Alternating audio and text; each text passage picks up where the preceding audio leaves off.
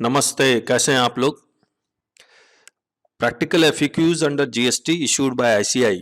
इसके question number 99 तक हम लोग डिस्कस कर चुके थे। Question number 100, an exporter in order to hedge his sales, hedge का मतलब वो अपने रिस्क को मिनिमाइज करता है, is entering into opposite transaction in international commodities exchange. This service is received from foreign agents registered with foreign commodities exchange. तो ये जो रिसिपिएंट है वो इन इंडिया में है, यानी कि मैं आउटसाइड इंडिया किसी फॉरेन एजेंट को पकड़ता हूँ कि जो मेरे बिहाफ पे फॉरेन कमोडिटीज एक्सचेंज में सेल परचेज करेगा। तो ये जो फॉरेन एजेंट है वो outside India, recipient in India, तो सेक्शन 13 ही लगेगा। और सेक्शन 13 सबसेक्शन 8 में इंटरमीडियरी है। इंटरमीडियरी दो लोगों को मिलवाता है। तो इंटरमीडियरी पे हमने एक सेपरेट वीडियो बनाया हुआ यूट्यूब पे भी, आप उसको जरूर से चेक कीजिएगा और काफी अच्छा वीडियो बना हुआ है। तो अगर ये इंटरमीडियरी है तो सेक्शन 13 सबसेक्शन 8 कहता है कि place of supply is the location of supplier, and supplier कहाँ है? Outside India.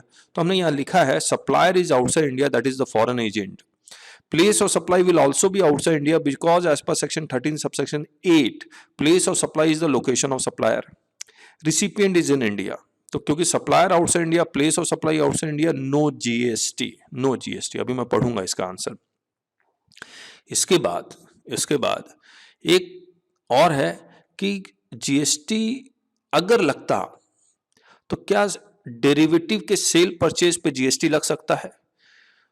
तो गुड्स के डेफिनेशन में लिखा हुआ है कि डेरिवेटिव्स और सिक्योरिटीज, बेसिकली सिक्योरिटीज लिखा है is neither goods nor services. Further securities और derivatives neither goods nor services, therefore transaction value not subjected to GST. लेकिन अगर कोई सेपरेट चार्जेस लिया जाता है बाय वे ऑफ कमीशन और brokerage, then that is subjected to GST as supply of services. तो ये हमने पूरा लिख दिया। अब मैं एक एक करके आपके साथ पढ़ता हूं। As per section 2 subsection 52, goods means every kind of movable property other than money and securities. फिर ये इन्होंने सिक्योरिटीज के डेफिनेशन को एनालाइज किया है और सिक्योरिटीज में यहां पर दिखलाता हूं मैं आपको। यस, यहां फिर मैं वहां भी प्लेस ऑफ सप्लाई में भी आऊंगा।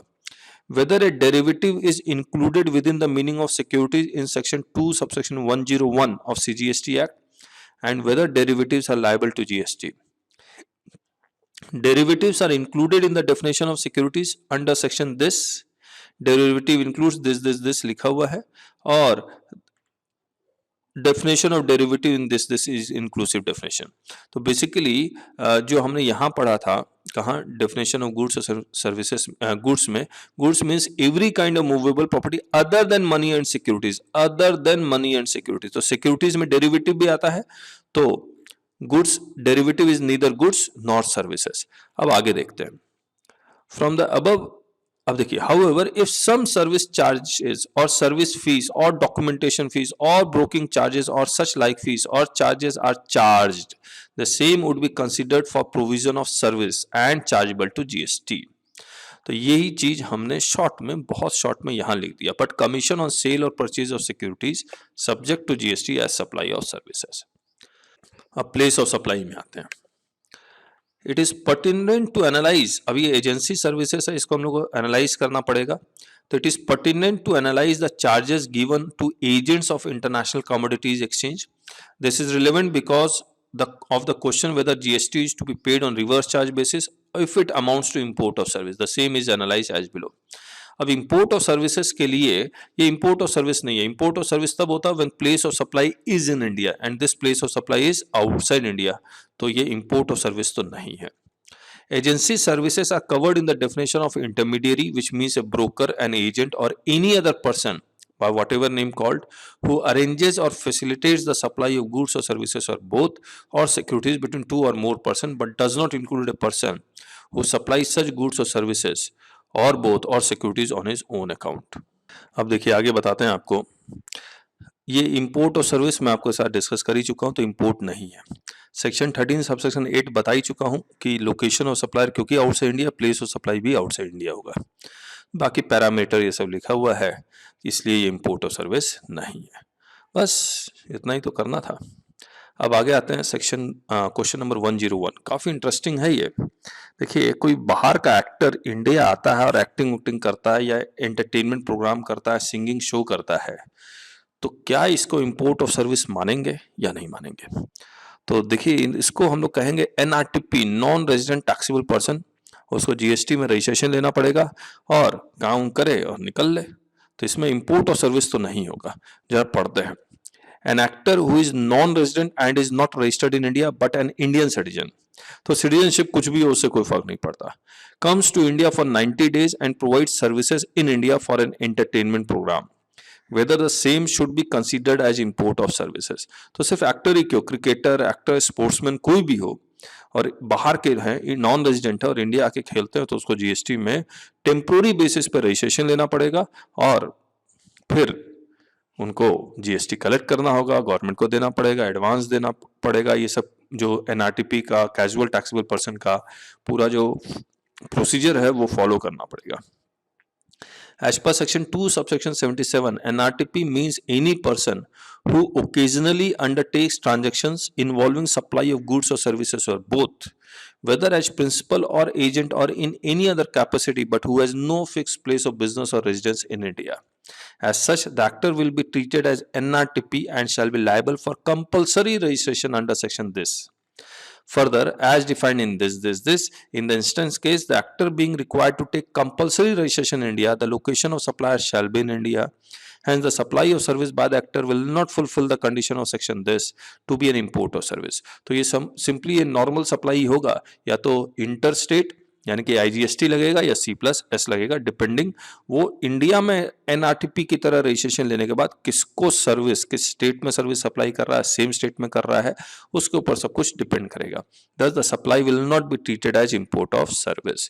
तो मान लीजिए कोई एक्टर आता है और सोनी टीवी के लिए वो शूटिंग करता है, तो सोनी टीवी को बिल काटेगा और उसने एनआरटीपी की तरह रजिस्ट्रेशन जिस स्टेट में लिया होगा उसके ऊपर डिपेंड करेगा कहाँ वो होगा। और एनआरटीपी में ये चेक करना पड़ेगा, एनआरटीपी में रजिस्ट्रेशन किसी पर्टिकुलर स्टेट में लेता है या पूरे इंडिया का रजिस्ट्रेशन होता है, किसी न किसी स्टेट का तो जरूर होना चाहिए। खैर इन एनी केस, और अगर as a whole in India का भी हो तो भी कोई फर्क नहीं पड़ता है, क्योंकि कंजम्पशन स्टेट वाले को ही सीजीएसटी मिलेगा या एसजीएसटी मिलेगा। तो क्वेश्चन 101 हो गया। अब आते हैं क्वेश्चन 102 में। XYZ Limited provides accounting services online from Chennai to a client in USA. Whether such services are liable to tax under GST. अब देखिए, accounting services online from Chennai to client in USA. तो supplier in India हो गया, recipient outside India हो गया।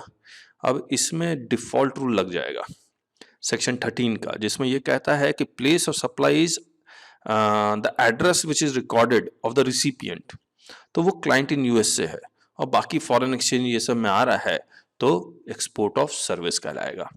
The accounting services provided online from Chennai to a client in USA for a consideration and in the course of furtherance of business amounts to supply hence liable to GST.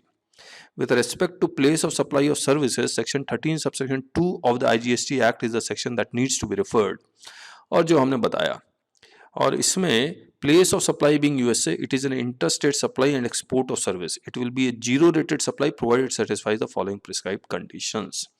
और prescribed conditions यही है कि foreign exchange में पैसा आना चाहिए और supplier of service and recipient of service are not merely establishment of distinct person, यानी कि वाकई में distinct person होने चाहिए। तो ये हो गया question 103।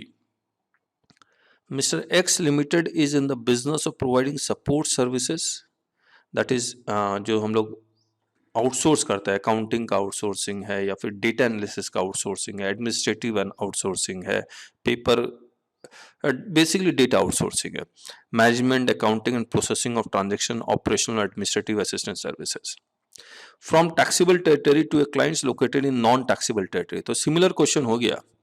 The issue invoice for the services provided in foreign convertible currency and the payment is received accordingly, whether the transaction illustrated above is subjected to GST।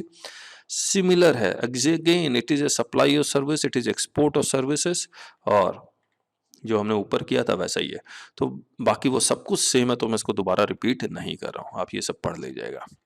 इसके बाद हम लोग आते हैं क्वेश्चन नंबर 104 में।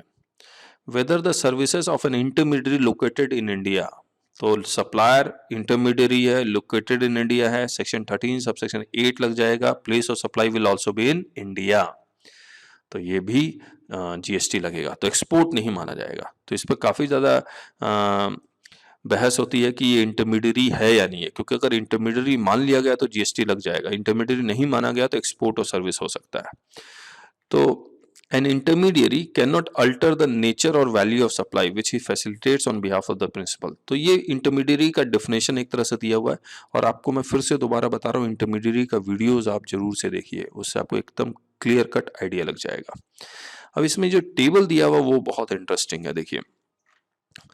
अब इसमें ये कहता है कि ये जो प्रिंसिपल इंटरमीडियरी है सर्विस प्रोवाइडर इन इंडिया में है, और जो रिसिपिएंट है वो इन इंडिया में भी है, आउटसाइड इंडिया में। तो 4 केसेस बन गया, क्या intermediary services is in India, और प्रिंसिपल सर्विस जो रिसिपिएंट है वो इन इंडिया भी हो सकता है, आउटसाइड इंडिया भी हो सकता है। अब देखिए, क्लाइंट और प्रिंसिपल, इससे हमें कोई फर्क नहीं पड़ता। मैं जिसको सर्विस रिसिपिएंट है, ये जो प्रिंसिपल है, ये जो प्रिंसिपल का जो क्लाइंट है वो कहाँ लोकेटेड है, इससे कोई फर्क नहीं पड़ रहा है, याद रखिएगा, इससे फर्क पड़ रहा है। अब देखिए, अगर principal service recipient in India है, इंटरमीडियरी भी इन इंडिया में, लेकिन इसका क्लाइंट भी इन इंडिया में, तो सेक्शन 12 से हम लोग प्लेस ऑफ सप्लाई निकाल लेंगे। और अगर प्रिंसिपल इंडिया में, इंटरमीडिएट इंडिया में, क्लाइंट भले आउटसाइड इंडिया, उससे कोई फर्क नहीं पड़ता, इन इंडिया अगेन सेक्शन 12 से ही प्लेस ऑफ सप्लाई निकलेगा। लेकिन अगर प्रिंसिपल आउटसाइड इंडिया है, इंटरमीडियरी इन इंडिया और client of principal in India, इससे कोई फर्क नहीं पड़ता। Outside India in India section 13, outside India in India section 13 लगेगा, क्लाइंट से कोई फर्क नहीं पड़ता। तो ये एक इंपॉर्टेंट इंसाइट है जो आपको याद रखना होगा। फिर प्लेस ऑफ सप्लाई के बारे में लिखा हुआ, प्लेस ऑफ सप्लाई क्या होगा, इंटरमीडियरी है तो इन इंडिया हो गया, इन इंडिया इन इंडिया, चारों केसेस में इन इंडिया ही होगा, क्योंकि सेक्शन 12 और सेक्शन 13 का इंटरमीडियरी का सेम है। तो प्लेस ऑफ सप्लाई कैसे निकलेगा, सेक्शन 12 में है तो डिफॉल्ट रूल लग जाएगा, तो it will be the place of supply of the recipient. अगर रजिस्टर्ड है तो रिसिपिएंट होगा, और रजिस्टर्ड नहीं है तो where the address of the record, इसका जहां एड्रेस है वो होगा। लेकिन अगर आउटसाइड इंडिया है, सेक्शन 13 सबसेक्शन 8 लग जाएगा, place of supply will be in India. तो ये सेक्शन 12 में लिखा हुआ है, the place of supply will be the location of the registered recipient, and in case of recipient other than the registered person, it shall be the location of the recipient where the address of on record exists। लेकिन अगर situation number 3 और 4 में अगर आए तो the place of supply of intermediary service shall be the location of the supplier of service, that is location of intermediary. फिर nature of supply inter होगा या इंट्रा होगा, वो अगेन डिपेंड करेगा। महाराष्ट्र टू महाराष्ट्र इंट्रा हो गया, महाराष्ट्र टू उड़ीसा इंटर हो गया। सेक्शन 12 में तो state to state, same state होगा तो same state same union territory होगा तो इंट्रा हो गया, different state different union territory, one state another union territory inter हो जाएगा। लेकिन यहां पर भी, क्योंकि यहां पर place of supply will be in India, यानी कि लोकेशन ऑफ सप्लायर होगा, तो ये यहां पर सेक्शन 13 में जब भी लगेगा सेक्शन C+S लगेगा, इंटर हो ही नहीं पाएगा। जब भी होगा C+S होगा, आई कभी नहीं हो पाएगा, आई कभी नहीं हो पाएगा।